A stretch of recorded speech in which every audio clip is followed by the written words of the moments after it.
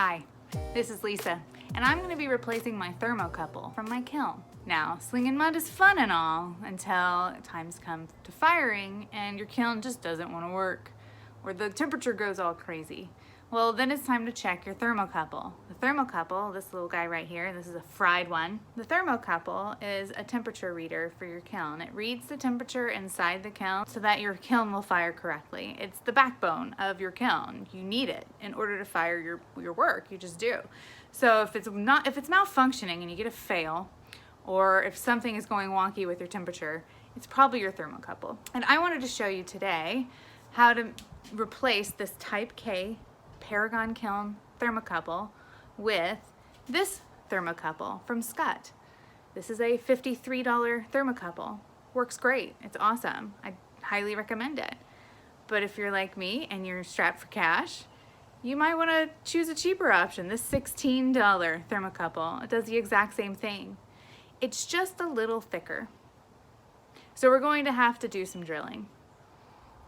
And I'm going to take you along for the ride because I've never done this before. And I didn't find anything on YouTube about this. So here is my addition to YouTube. And if you haven't yet, go ahead and subscribe and like this video.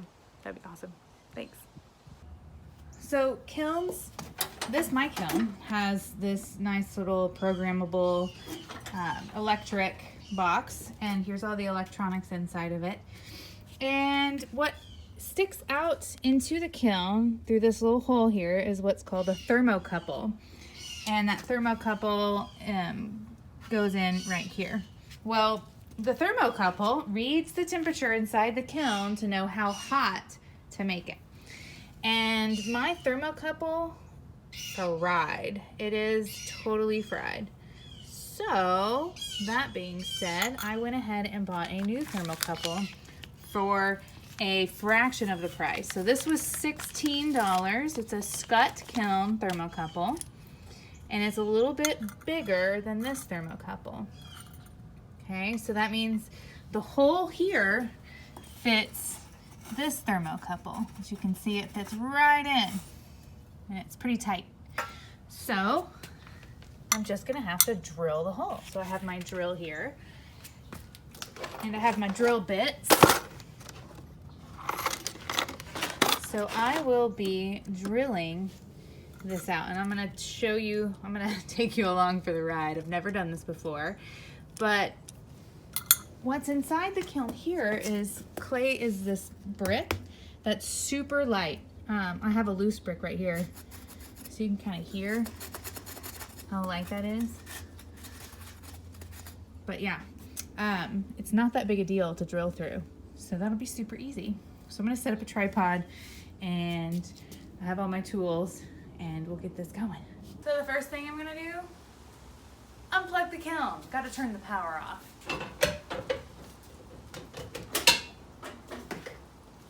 Gonna need a little socket wrench, so I have that here. And you can easily just take off these screws. Now on a Paragon kiln, they have this nice little arm, and it just lets this fall open.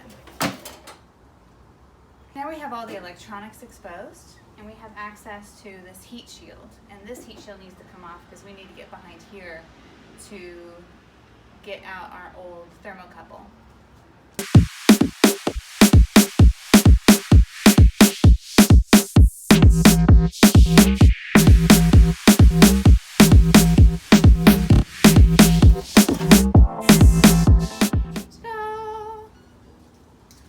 And so here's our thermocouple. We don't even have to disconnect these wires if we're just replacing the thermocouple with a new one. I'm gonna take them out just to make it easier on myself to install everything. So first I'm gonna loosen these two screws, and then I'm gonna unscrew it from the kiln.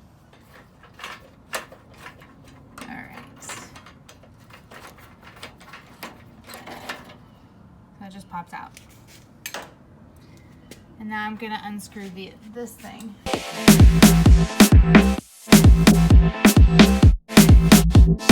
So I'm gonna choose the right size drill bit. Looks like this one's the winner. It's the biggest one I have, and it's pretty close. Might be a little on the small side, but maybe I can just kind of go around. It's a 1/2" drill bit. And I'm gonna drill from the inside of the kiln to the outside. I'm gonna try to keep it straight.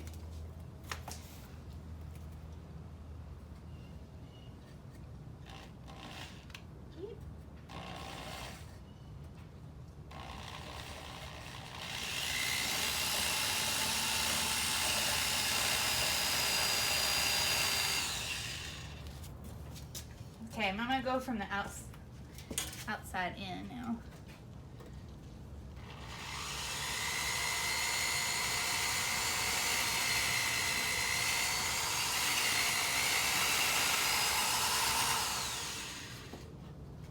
It's about 3 inches deep, so.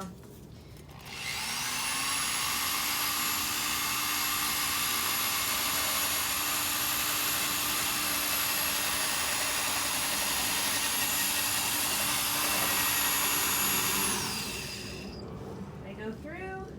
Yes. Okay, now I'm just gonna test and see if my thermocouple fits. Will it fit? Dun dun dun! Woo! Yes, it does. I got that hole got the hole kind of wonky, but here, let me show you. Alrighty, focus. So now I have a hole that's a lot bigger coming in. That'll fit this thermocouple. And then over here, I kind of drilled out a little too much, but it should be good. So you can see right through. All right. So all I have to do is finish hooking it back up, which is super easy too. All right, so I have this block with a plus and a minus sign, so I want to make sure that the right things get hooked up.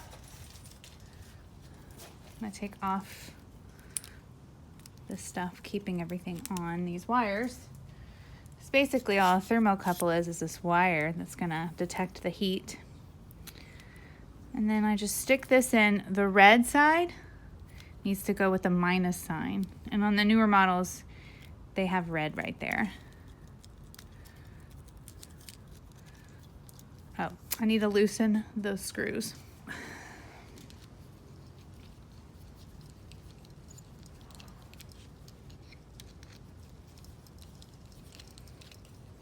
Okay. Now I can see straight through those holes. I'm gonna stick the red side into the minus side and tighten them up.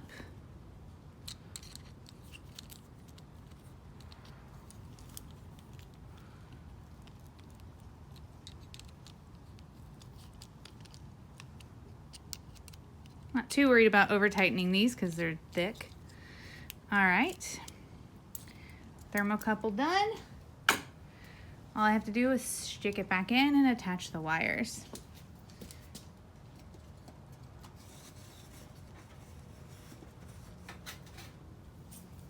I'm just gotta attach it back in with some screws. Put on my little thing to put these on. All right. If you find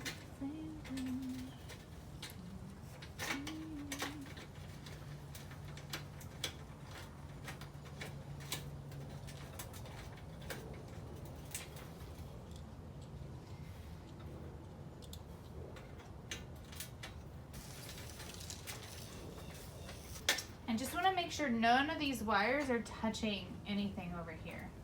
And then I have these wires. Put the red back in with the negative side and the yellow with the positive.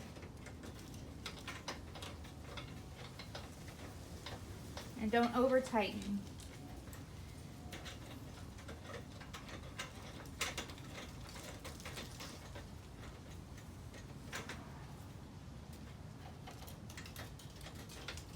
Alrighty. And that's done. Now, I'm gonna attach this heat shield back. Line it up with the holes. And get to screwing this all back in.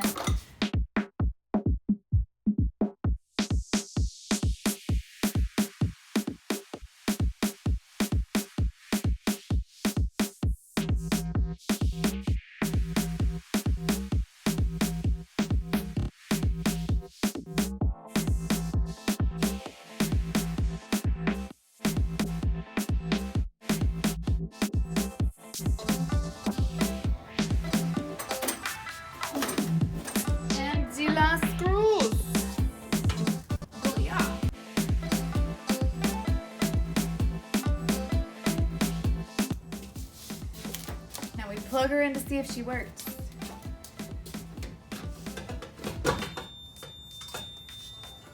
$59. Yeah, baby.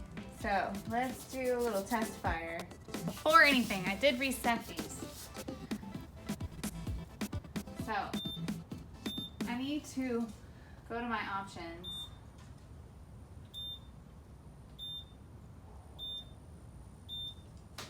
So you see Thermocouple, TC. Enter. It's gonna say S, but I actually want K. So that's gonna be what I want to program into that. Look, you can test it.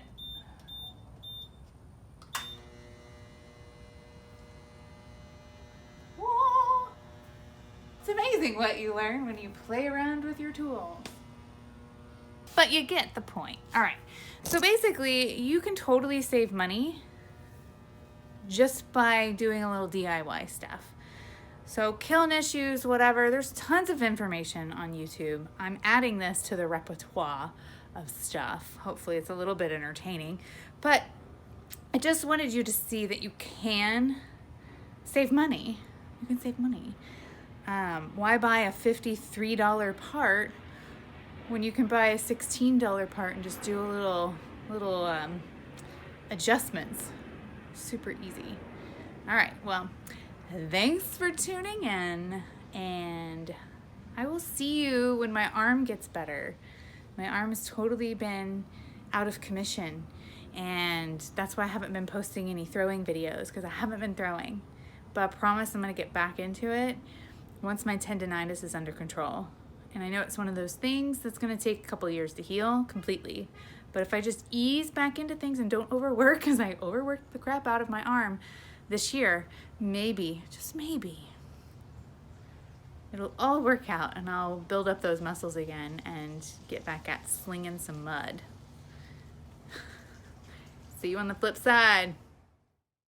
And I wanted to come to you today for the dirty side of throwing with, no. And I wanted to come at you today with some information. Oh no.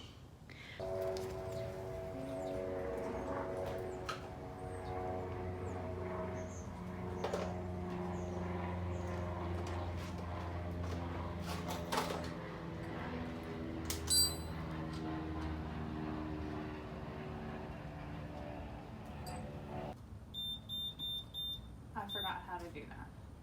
Whoa! Imagine, bleh. It's amazing what you learn when you play around with your tools.